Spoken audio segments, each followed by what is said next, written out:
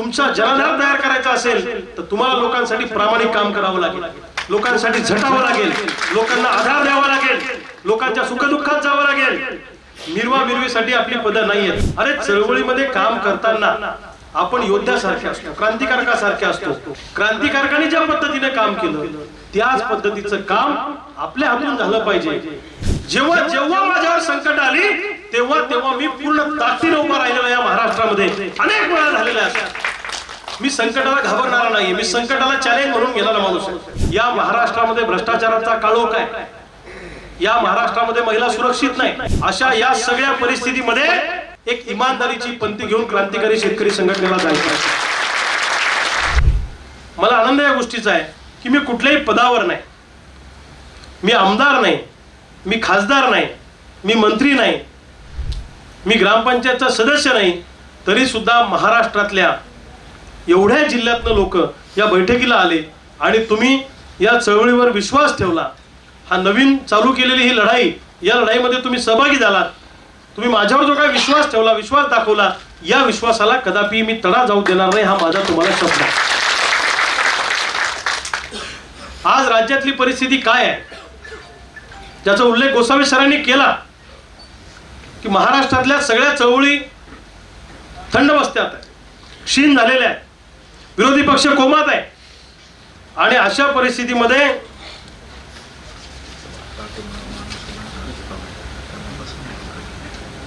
त्याचं काय,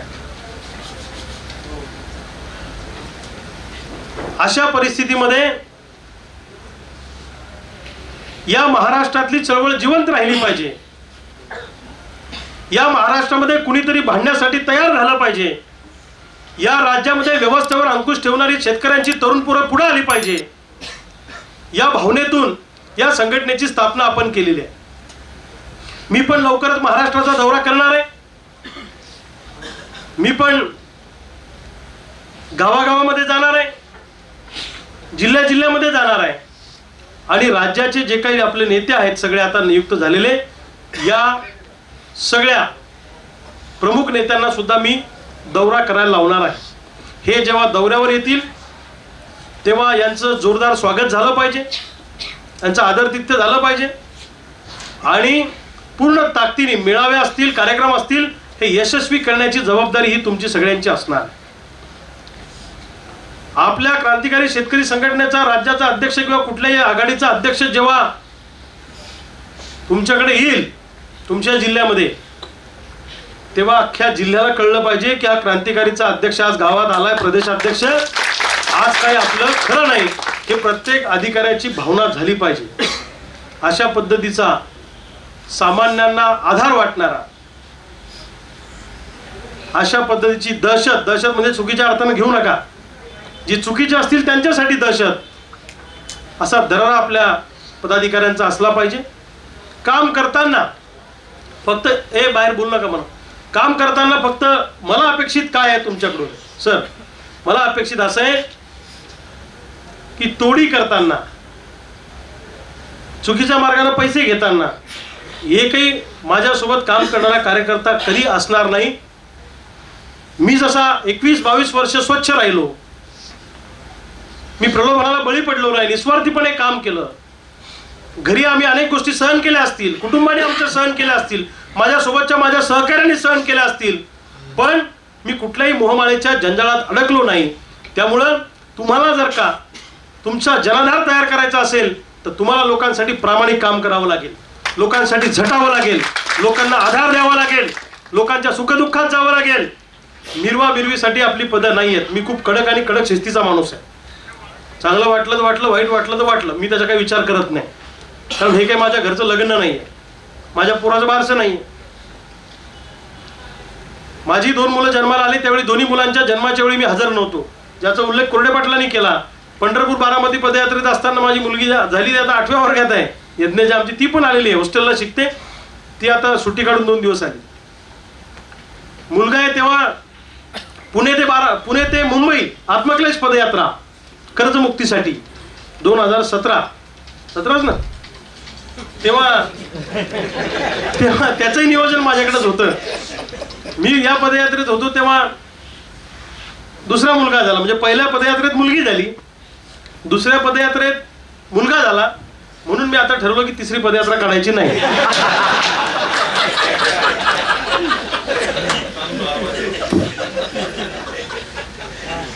आता पदयात्रा मी काय आता वेगळं आंदोलन करू. हा विनोदाचा भाग सोडा, पण 2017ला पुण्याहून जेव्हा मुंबईला निघालो होतो आम्ही पायी रखरखत्या उन्हात, मे महिन्यामध्ये 22 मे का 21 मे अशी ती तारीख होती, त्यावेळेला मी दोन्ही मुलांच्या जन्माच्या वेळी घरी नव्हतो. मला जेव्हा काही काही कार्यकर्ते कारण सांगतात ना, माझ्या मावस बहिणीचं लग्न आहे बा, आणि सोयरीक पाहायला येऊ राहिली, आणि माझ्या मित्राचं, अरे चळवळीमध्ये काम करताना आपण योद्ध्यासारखे असतो, क्रांतिकारकासारखे असतो. क्रांतिकारकांनी ज्या पद्धतीने काम केलं त्याच पद्धतीचं काम आपल्या हातून झालं पाहिजे. आपल्या काही लोकांचं कसं आहे की त्यांना समाजकारणात राजकारणात नाव तर पाहिजे, पण तपश्चर्या करण्याची तयारी नाही, आचारसंहिता बाळगण्याची तयारी नाही. मी अभिमानानं आणि गर्वानं तुम्हाला सांगेल, 21-22 वर्ष मी चळवळीत आहे. माझी आई इथे, माझे वडील आहे, माझे पत्नी आहे. मी गर्वानं सांगेल, आयुष्यात मी कधी दारूला स्पर्श केला नाही, मी कधी कुठलं व्यसन केलं नाही. त्या आचारसंहिता आम्ही पाळतो. आमचे अनेक मित्र मोठे मोठे आहेत, आम्हाला घेऊन जाऊ शकतात, गोसावी सरांचे मित्र आहेत. पण समाजामध्ये तुम्हाला जर काही वेगळे पण करायचं असेल, कॉमन माणसापेक्षा तुम्हाला वेगळं राहायचं असेल, तर तुम्हाला तपश्चर्या करावी लागते, तुम्हाला आचारसंहिता पाळाव्या लागतात, तुम्हाला सगळ्या मोह माया याच्यापासून मच्छरापासून बाजूला राहावं लागतं. मी नेहमी सांगतो सर, कार्यकर्ता कधी कधी आयुष्यभर कार्यकर्ता राहतो, कधी कधी कार्यकर्त्याचा नेता होतो. पण नेता जर का संकुचित मनाचा असला तर तो नेता राहतो, आणि नेता जर का मोठ्या मनाचा असला तर तो लोकनेता होतो. तुम्ही ठरवा तुम्हाला काय व्हायचं, तुम्ही ठरवायचं. मी येऊन तुम्हाला ताकद देईल, मी तुमच्या जिल्ह्यात येईल, तुमच्या पाठीशी राहील, तुमच्या सुखदुःखात राहील, सगळ्या बाबतीत राहील. पण एखादं पद घेतल्यावर जर आपल्या म्हणण्यावर 200, 500, 1000 लोक जर का जमणार नसतील, किंवा आपल्यावर तेवढा लोकांचा विश्वास नसेल, तर आपल्याला आत्मचिंतन करावं लागेल. ही गोष्ट लक्षात ठेवा. तुमच्यावर लोकांचा विश्वास असला पाहिजे. गिव्ह अँड टेक पॉलिसी आहे. तुम्ही लोकांसाठी केलं तर लोक तुमच्यासाठी करतील, तुम्ही लोकांसाठी नाही केलं तर लोक का करतील. मला लोकांनी मतं का दिली सर, माझा पराभव थोडक्यात झाला, मला दुःख नाही, पण ज्याचा उल्लेख तुम्ही केला की शेतकऱ्याला सुद्धा आम्ही राजकीय दृष्ट्या एकत्रित करू शकतो, हा संदेश बुलढाणा लोकसभा मतदारसंघातून आपण दिला. तुमचं इंटेन्शन क्लिअर पाहिजे, तुमचा हेतू स्पष्ट पाहिजे. म्हणून तुम्हाला माझं सांगणं आहे, निस्वार्थीपणे काम करा, प्रामाणिक काम करा, इमानदारीने काम करा. तुम्ही जर का इमानदारीने आणि प्रामाणिकपणे काम केलं तर हा समाज तुम्हाला डोक्यावर घेऊन सुद्धा नाचायची तयारी ठेवतो, हे लक्षात ठेवा. 100%. त्याचं उदाहरण रविकांत तुपकर आहे. मला आठवतं, चळवळीचे दिवस मला आठवतात. स्वर्गीय शरद जोशी साहेबांच्या तालमीमध्ये आम्ही घडलो. मी स्वर्गीय शरद जोशी साहेबांच्या अनेक शिबिरातला विद्यार्थी आहे, ज्याचा उल्लेख रात्री 70 भाई अरुणदादा, रात्री उशिरा 12 वाजता आमची भेट झाली, त्याचा उल्लेख आम्ही केला. राजाभाऊ, कार्बन क्रेडिटचा विषय काही लोक आता घेतात, तो शरद जोशींनी आम्हाला 20 वर्षापूर्वी शिकवला. कोल्हापूरच्या शिबिरात मी होतो, तेव्हा माझं लग्न झालेलं नव्हतं, पण शिबिरात काय झालं हे रात्री मी सगळं मेसेज करून सांगत होतो, आज हे शिकवलं ते शिकवलं. म्हणजे आम्ही सुद्धा शरद जोशींच्या तालमीत घडलेले लोक आहोत.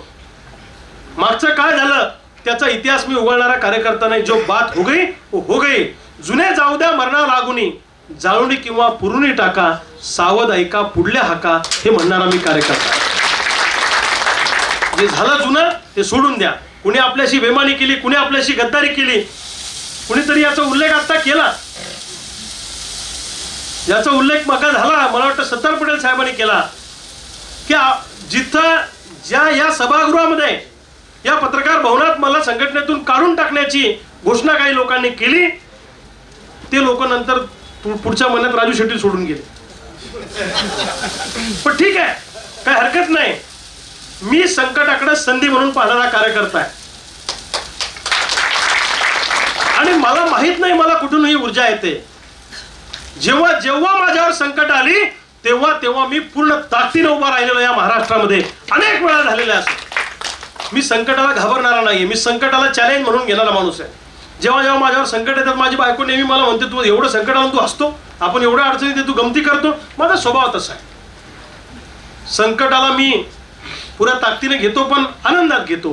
त्यामुळं मला असं वाटलं चळवळीमध्ये आपल्यासोबत जे झालं ते कदाचित हे घडून आणायचं होतं देवाला, म्हणून झालं की काय असं मला वाटतं. या महाराष्ट्रामध्ये मला काय करायचंय, या राज्यामध्ये मला अनेक शेतकऱ्यांच्या पोरांचं नेतृत्व उभं करायचं. सर मला आवड आहे. आमचे एक जुने सहकारी होते, ते आमदार झाले. ते मला एकदा रेल्वेत म्हणले, कशाला तुम्ही लोकांना मोठं करत बसता, मग ते लोक तुमच्या डोक्यावर बसता. अरे मी म्हटलं नेतृत्व घडवण्याची ताकद प्रत्येक माणसामध्ये नसते. मला आवड आहे नेतृत्व उभे करायचं. मी ज्या पोरामध्ये स्पार्क आहे, ज्याच्यामध्ये काही प्रतिभा आहे, ज्याच्यामध्ये काही क्षमता आहे, ज्याच्यामध्ये काही स्किल आहे, मी त्याला हेरतो, त्याची प्रतिभा फुलवण्याचं काम करतो, त्याला लोकांसमोर आणतो, लोकांसमोर प्रमोट करतो, लोकांसमोर नेतो. जे चांगलं आहे त्याला चांगलं म्हणण्याची ताकद असली पाहिजे. दुर्दैवाने अनेक लोकांमध्ये ती नसते. ती मला आनंद आहे. ज्याच्यामध्ये चांगलं मला वाटतं हे लोकांना सांगितलं पाहिजे की अरे याच्यामध्ये एक गुण आहे. आता मी तुम्हाला अनेकांचं इथं उदाहरण बोलता बोलता सांगितलं की हा माणूस कसा आहे, तो माणूस कसा आहे. मला आवडतंय. चांगली माणसं समाजामध्ये समोर आली पाहिजे, एकमेकांच्या ओळखी झाल्या पाहिजे. या बैठकीच्या निमित्तानं हे गणगोत आपण उभं केलेलं आहे. मी नेहमी सांगतो की रविकांत तुपकरजवळ प्रॉपर्टी नाही, माझ्याकडे संपत्ती नाही. माझी आई इथं बसलेली आहे, रोज शेतात जाते. माझे वडील तिथं बसले, रोज शेतात जातात. हे इथं आल्याचं मला रात्री कळलं की म्हणलं हे कसं काय आले, म्हणजे माझं घराकडे एवढं सुद्धा लक्ष नाही. माझ्या आईने भावाला सांगितलं की पोराचा नवीन आरंभ होतोय, नव्या लढ्याची सुरुवात करतोय, तर मला आशीर्वाद द्यायला त्याला पुण्याला जायचं आहे. भावांनो, ही लढाई सोपी नाही पण कठीणही नाही. फक्त इमानदारीने काम करत राहिलं पाहिजे. प्रामाणिकपणे आपल्याला सगळ्यांना काम करायचं. महाराष्ट्रामध्ये सध्या अनेक ज्वलंत प्रश्न आहेत. सरकारने सांगितलं होतं की आम्ही सत्तेवर आल्यावर कर्जमाफी करू. केली का कर्जमाफी? महाराष्ट्रातला सगळा शेतकरी कर्जमाफीला आसुसलेला आहे. त्यांना वाटतं आता कर्जमाफ होईल. सरकारनं आश्वासन दिलंय, सरकार हलायला तयार नाही. सोयाबीनचे दर पडलेले आहेत. एका क्विंटलचा खर्च सोयाबीनचा 7-7.5 हजार रुपये आहे आणि प्रत्यक्ष बाजारातला भाव 3.5-4 हजार रुपये आहे. आता मला 70 वय आम्ही बोलत असताना सोयाबीन बद्दल सांगितलं.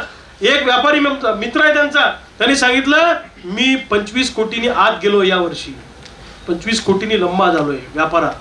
घेतली 5 हजारानं, आता विकायची किती? 4 हजार. म्हणजे अशी सगळी परिस्थिती आहे.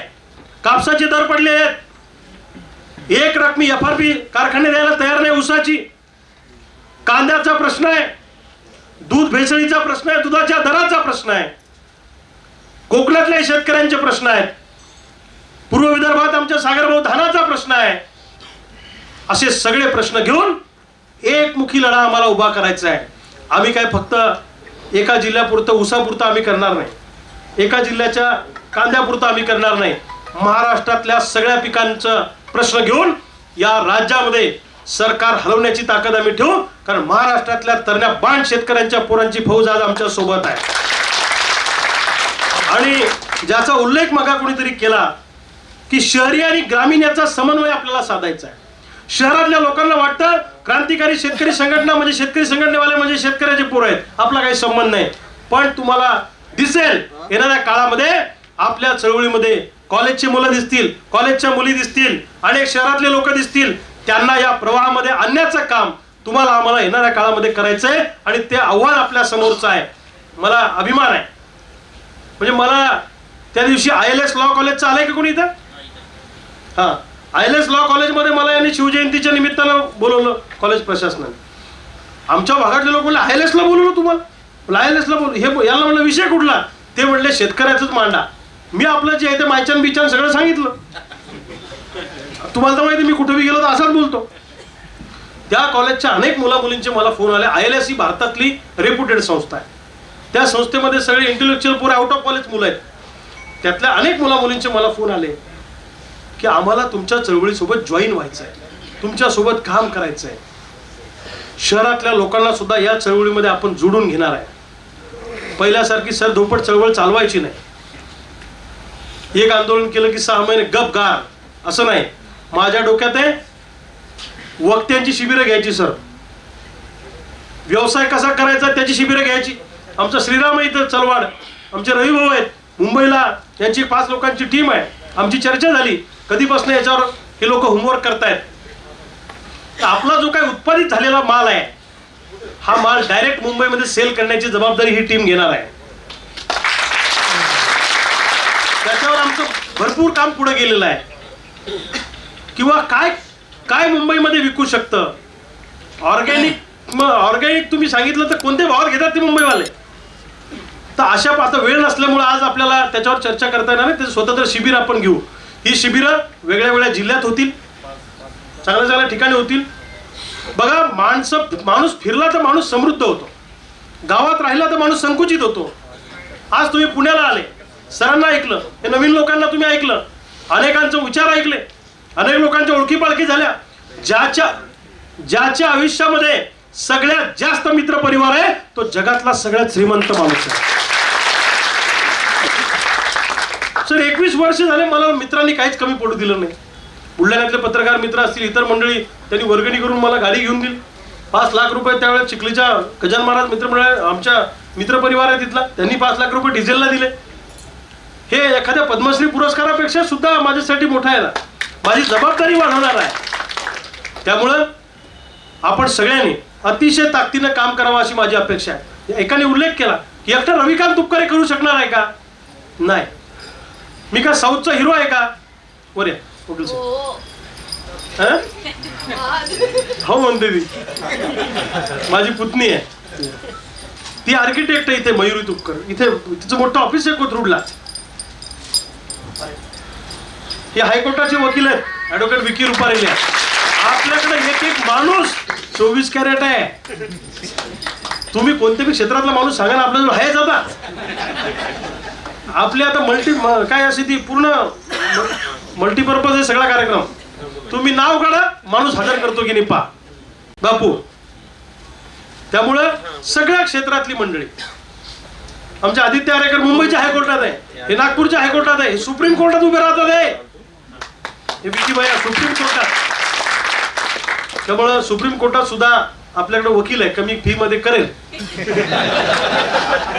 लगेच फुकटात जातील पळून ते.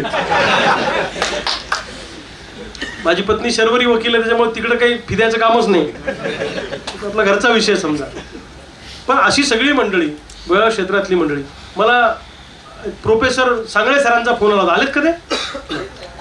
आलेत. त्यांचा फोन आला. ते म्हणले मी या 4 जिल्ह्याचा मराठी मंडळाचा का कशाचा प्रमुख आहे म्हणले. काय? हा, त्यांचा फोन आला की मलाही तुमच्या चळवळीसोबत काम करायचंय. ते तळेगावच्या याला प्रोफेसर आहेत, डमडेरे कॉलेजला.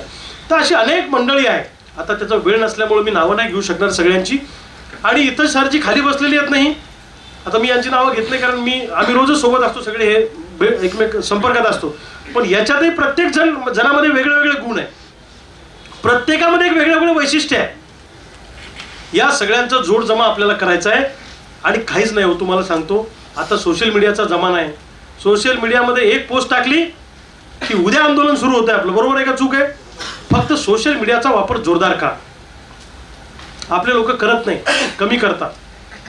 सोशल मीडिया हे अत्यंत प्रभावी माध्यम आहे, त्याचा चांगला वापर करा. हे आजचं झालेलं टाका, आपले विचार टाका, तुमचं म्हणणं रोज तुमच्या मनामध्ये काय येतं ते मांडा, ते टाका. आपल्या संघटनेच्या चळवळीच्या आलेल्या पोस्ट शेअर करा. बाकीच्या पक्षाला भाड्यानं माणसं ठेवावं लागतात, आपल्याकडे माणसं आहे, भाड्यानं ठेवायचं काम नाही. तू आहे पण तू सारखे अजून लागतील ना 2-4 हजार आपल्याला. असे अनेक लोक ऍक्टिव्ह असतात, पण अधिक सगळ्यांनी ऍक्टिव्ह झालं पाहिजे. आणि एक गोष्ट लक्षात ठेवा, स्वतःपुरतं मर्यादित न राहता दुसऱ्यांचा मोठेपणा करायची तयारी ठेवा. दुसऱ्याच्या बद्दल कौतुक करायला शिका. काही लोकांचं कसं असतं, माझं एका त्याच्यात मग तरच मी त्याच्यात, मी नाही तर जा तिकडं. हा धंदा बंद करा, हे धंदा बंद करा. मी असो की नसो, पण हा विचार चांगला आहे, तो लोकांपर्यंत गेला पाहिजे. आणि नावासाठी जे लोक काम करतात ते लोक नेता होऊ शकत नाही, ते नेतृत्व घडू शकत नाही. काही लोक रुसतात, काही लोक फुकतात, मग नाव नाही आलं, मग टाकलं नाही, मला विचारलं नाही, असे लोक पुढे जात नाही. नावासाठी काम करायचं नाही, फक्त काम करत राहायचं. बरोबर मी तुम्हाला सांगू का, आता सगळीकडे भ्रष्टाचार पांगलेला आहे, सगळं अंधकारमय झालेलं आहे, कोणाचा कोणावर भरोसा नाही, राजकीय पक्षांवर लोकांचा विश्वास नाही. बरोबर का चूक? मग आता मला सांगा, या हॉलमध्ये समजा आपण अंधार केला, काका या ना पुढे, तुम्ही या पुढे बसा, ज्येष्ठ माणसाने उभं राहू नाही, या बघा. बरोबर, बसा बसा. हो हो, या हॉलमध्ये समजा जर मी 10 मिनिटासाठी अंधार केला, गोसावी सर, आणि या हॉलमध्ये कोणाच्या तरी एकाच्या हातात पंती लावलेली आहे, सगळे लोक कोणत्या दिशेने पाहतील? तुम्हाला या हॉलमधून जाता येत नाही, पंथीच्या दिशेने सगळे जातील. मग या महाराष्ट्रामध्ये भ्रष्टाचाराचा काळोख आहे, या महाराष्ट्रामध्ये महिला सुरक्षित नाही. स्वारगेटला बलात्कार, काल रक्षा खडसे केंद्रीय मंत्री स्वतःच्या मुलीच्या संरक्षणासाठी पोलीस स्टेशनला गेल्या. गंभीर घटना आहे. राजकीय पक्षाचे कार्यकर्ते त्याच्यात, म्हणजे कोणत्या स्तरावर तुम्ही राजकारण आणलं? बाप मुलीवर बलात्कार करतोय असा महाराष्ट्र कधी नव्हता. अशा या सगळ्या परिस्थितीमध्ये, या बरबडलेल्या अवस्थेमध्ये, या काळोखामध्ये एक इमानदारीची पंथी घेऊन क्रांतिकारी शेतकरी संघटनेला जायचं. मला विश्वास आहे, 20-22 वर्षापूर्वी गावातले 4 पोरं घेऊन मी संघटनेची सुरुवात केली. त्यातला माझा सुरुवातीपासून साक्षीदार माझ्या गावचा संतोष राजपूत इथं आहे, संदीप मामा आहे. सुरुवाती आम्ही 4-5 जण, लोक हसत होते आम्हाला. लोकांचं ठरलेलं आहे, एखाद्या गोष्टीची सुरुवात केली की लोक तुम्हाला पहिले असतात, तुमचं काम वाढायला लागलं की तुम्हाला विरोध करतात. मग तुम्ही त्यांना मॅनेज झाले नाही की मग ते तुम्हाला पैशात विकत घ्यायचा प्रयत्न करतात. तरी तुम्ही मॅनेज झाले नाही की मग तुम्हाला कुठंतरी गाठून मारायचा प्रयत्न करतात. आणि एवढं करूनही तुम्ही त्यांचा शरण गेले नाही तर मग मात्र तुमच्या आनंदामध्ये किंवा तुम्हाला एखादं पद मिळालं की सत्काराला ही अवलाद पुढे असते. लक्षात ठेवा, ही समाजाची रीत आहे. म्हणून काम करताना शेतकऱ्यांचा आधार बना. महाराष्ट्रातल्या शेतकऱ्याला वाटलं पाहिजे की क्रांतिकारी शेतकरी संघटना ही आमचा आधार आहे. महाराष्ट्रातल्या शेतकऱ्याला आत्महत्येपासून थांबवणं, तरुणांना आत्महत्येपासून थांबवणं, तरुणींना मदत करणं, महिलांना मदत करणं, ज्याचा कुणी वाली नाही त्याच्या बाजूने उभं राहणं हे आपलं काम आहे. ही लढाई क्रांतिकारी शेतकरी संघटनेची लढाई, राजकीय वर्चस्वाची लढाई नाही, ही प्रस्थापित विरुद्ध विस्थापितांची लढाई आहे. आम्ही विस्थापितांच्या बाजूने आहोत. या राजकीय पुढाऱ्यांच्या राजकीय दुकानदाऱ्या उद्ध्वस्त करणं हे आमचं टार्गेट आहे. आमदाराचं पोरगच आमदार होतं असं नाही, तर सामान्य घरातलं पोरग सुद्धा आमदार होऊ शकतं, सामान्य घरातलं पोरग सुद्धा खासदार होऊ शकतं. हे आपल्याला येणाऱ्या काळामध्ये दाखवायचं आहे. आणि या सगळ्या पैशावाल्यांच्या विरोधात, या प्रस्थापितांच्या विरोधामध्ये क्रांतिकारी शेतकरी संघटनेची भूमिका येणाऱ्या काळामध्ये असणार आहे. त्याचा उल्लेख आता अरुणदादांनी केला, खळखट्याचा उल्लेख. ते खळखट्याक चालूच ठेवावं लागणार आहे. कोण मस्ताडला, कोण माजला की तिथल्या तिथं त्याचा माज उतरवा. मी तुमच्या पाठीशी आहे, काय काळजी करू नका, अजिबात चिंता करायची नाही. पण क्रांतिकारी शेतकरी संघटनेच्या कार्यकर्त्याकडे वाकड्या नजरेनं बघायची हिंमत या महाराष्ट्रात कुणाची होता कामा नये. त्याच्यासाठी आम्ही सक्षम आहोत. उदाहरण तुम्हाला सांगतो, करमाळ्यामध्ये कुठला कारखाना आहे? मकाई कारखाना. बागल नावाचे त्याचे चेअरमन होते. आपल्या एका कार्यकर्त्याला आम्ही स्वाभिमानीत असताना विजय रणदिवेला ते आंदोलन करायला गेले, त्या चेअरमनने अशी कानाखाली हात उगारला, त्याने हात त्याचा धरला, त्याचा व्हिडिओ व्हायरल झाला. मस्तवाल चेअरमन, प्रचंड वस्तीमध्ये दादागिरी, गुंडागर्दी. जेव्हा मला सगळ्या लोकांनी फोन केला तेव्हा मी अकोल्याला होतो, ताबडतोब बुलढाण्यात आलो, पत्रकार परिषद घेतली. म्हटलं उद्या तुमच्या उरावर नाचायला करमाळ्यात येतोय. 200 गाड्या घेऊन करमाळ्यात गेलो. कर्फ्यू सदृश परिस्थिती होती. एसपी म्हणलं तुम्ही येऊ नका, म्हटलं गोळ्या घाला, आम्ही त्याचा माज उतरवायला येणार. गेलो, मोर्चा काढला, दिवसभर करमाळ्यात थांबलो. दुकानं बंद झाली होती लोकांची, एवढं कर्फ्यू सदृश परिस्थिती होती. पण कार्यकर्त्याच्या पाठीशी उभा राहिलो. पुन्हा नंतर कोणत्याही चेअरमननी किंवा कारखानदारांनी कार्यकर्त्यावर हात उचलायची हिंमत दाखवली. हा रविकांत तुपकर आहे. कार्यकर्ता मेल्यावर वर्षभरानं त्याच्या घरी भेटायला जाणारा मी नाहीये. मी कार्यकर्त्याच्या सुखदुःखात उभा राहणारा माणूस आहे आणि तुम्हालाही सांगतो, तुम्ही सुद्धा कार्यकर्त्याच्या शेतकऱ्याच्या सुखदुःखात उभा राहा. फायदा तोट्याचा विचार करायचा नाही. आपला जन्म लोकांना मदत करण्यासाठी झालेला आहे हे डोक्यात ठेवा. आणि येणाऱ्या काळामध्ये ज्याचा उल्लेख आमच्या संदीप मामाने केला, संयम आणि आक्रमकपणा, जिथं संयम दाखवायचा तिथं संयम दाखवा. अंगावर आला बिंदास शिंगावर घ्या, जिथं आक्रमक व्हायचं तिथं आक्रमक व्हा. इथून पुढं दर 3 महिन्याला आपली अशीच राज्य कार्यकारिणी वेगळ्या वेगळ्या जिल्ह्यांमध्ये होईल, वेगवेगळ्या ठिकाणी होईल. मी फिरत राहणार पूर्ण महाराष्ट्रभर. मी ठरवलेलं आहे पूर्ण महाराष्ट्रातली चळवळ उभी करायची आहे. त्यानंतर किसान आर्मीचं एक वेगळं ट्रेनिंग होईल. किसान आर्मीची गँग आपली वेगळी असेल. क्रांतिसिंह नाना पाटलांनी पत्री सरकार स्थापन केलं होतं. राजाभाऊ आहे का? पत्री सरकार म्हणजे काय?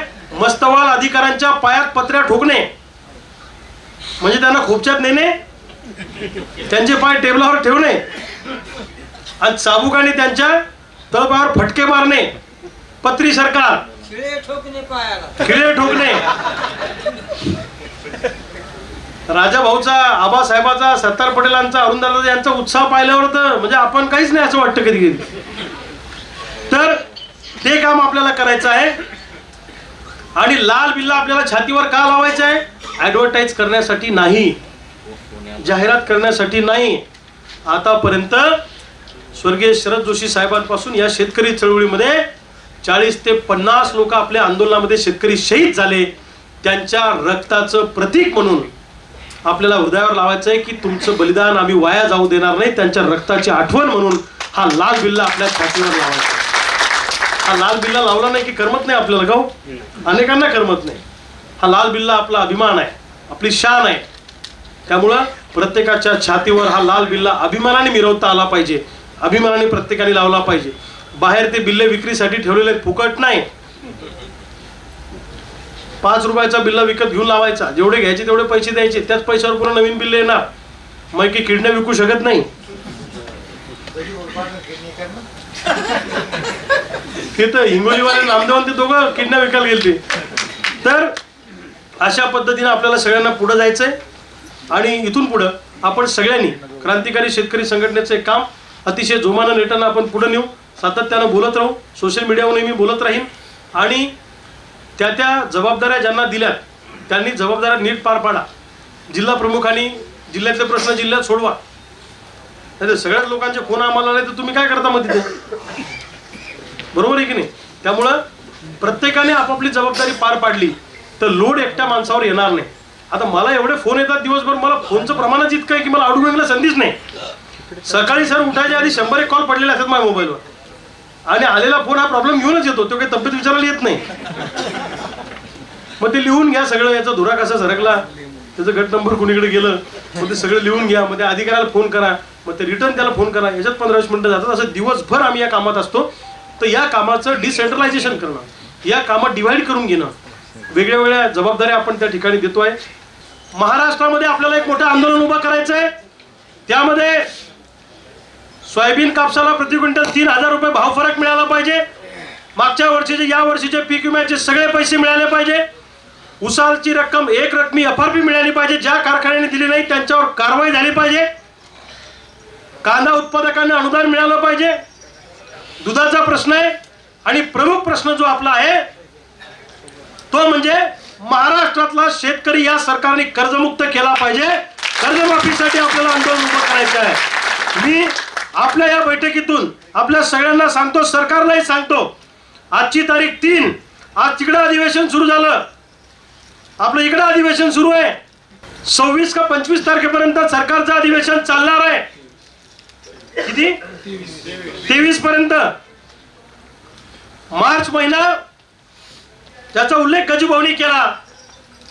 19 मार्चला देशातल्या पहिल्या शेतकऱ्याची आत्महत्या झाली.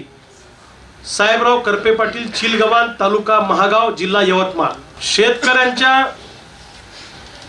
कर्जमाफी जर का 18 मार्च पर्यंत सरकारने केली नाही तर 19 मार्चला साहेबराव करपे पाटलांच्या स्मृतीला स्मरून त्या दिवशी महाराष्ट्रातला शेतकरी अन्नत्याग करत असतो. साहेबराव कर्ते पाटलांच्या स्मृतीला स्मरून त्या दिवशी आपण सगळ्यांनी या सरकारला वटणीवर आणण्यासाठी मुंबईच्या दिशेनं निघायचं आहे, ही गोष्ट लक्षात ठेवा. 19 मार्च जमल का नाही नितीन? येणार ना? आणि येताना आपापल्या जिल्ह्यातनं गाड्या भरून यायचं, एकटं यायचं नाही. 19 मार्चला मुंबईला जाऊ. काय करायचं ते मी आत्ता सांगत नाही, ते लगेच अटक करून घेतात आपल्याला. 19 मार्चला आंदोलनाचा बॉम्ब आपण मुंबईत टाकू. शेतकऱ्याच्या कर्जमाफीसाठी महाराष्ट्रातल्या शेतकऱ्यांनी मुंबईच्या दिशेला आगेकूच करायची आहे. 18 पर्यंत निर्णय घेतला तर ठीक, नाही तर 19 को किसानों की ताकत मुंबई को सरकार को दिखा देंगे. आणि त्याच्यानंतर 19 नंतर काय करायचं ते आपण मुंबईत ठरवू. पण सगळ्यांनी 18 तारखेला मुंबईला निघण्याची तयारी करा आणि 19 मार्चला सरकारच्या कंबरड्यात त्यांच्या उरावर आपण बसू आणि शेतकऱ्याला कर्जमुक्ती मिळवून घेऊ. याच्याशिवाय हे आंदोलन थांबवायचं नाही, एवढंच या निमित्तानं सांगतो. राह में खतरे बहुत है, ठहरता कौन है? राह में खतरे बहुत है, ठहरता कौन है? मौत कल क्यों आ जाए, डरता कौन है? तेरे लश्कर के मुकाबिल मैं अकेला हूं, मगर फैसला मैदान में होगा, मरता कौन है? फैसला मैदान में होगा, मरता कौन है? आता बघू हे सरकार शेतकऱ्याचं घराणं ऐकणार की नाही ऐकणार. याच्यासाठी 19 मार्चला चलो मुंबईला जाऊन काय करायचं मात्र हे मी नंतर सांगेल.